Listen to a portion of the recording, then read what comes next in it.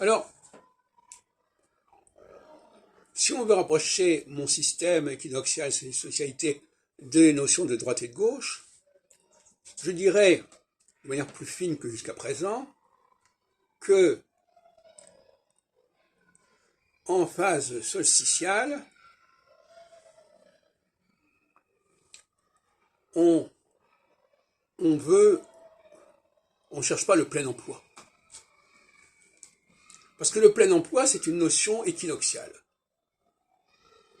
Le plein emploi, ça veut dire, ah oui, plus on est ensemble, plus il y a de gens qui travaillent avec nous, plus on est secondé, mieux ça vaut.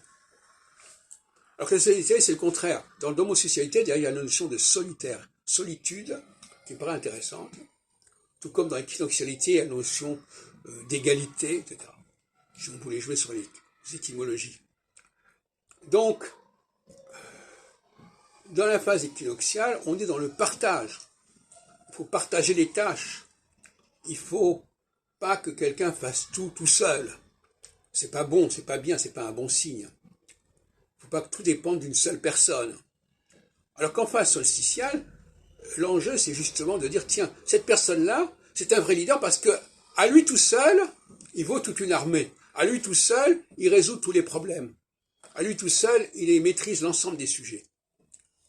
Alors qu'en phase équinoxiale, ce qui est intéressant, dans l'esprit, dans le zeitgeist du moment, qui dure 7 ans, pas plus, c'est l'idée du partage. Il faut partager, il faut se partager, il faut s'unir, il faut s'allier.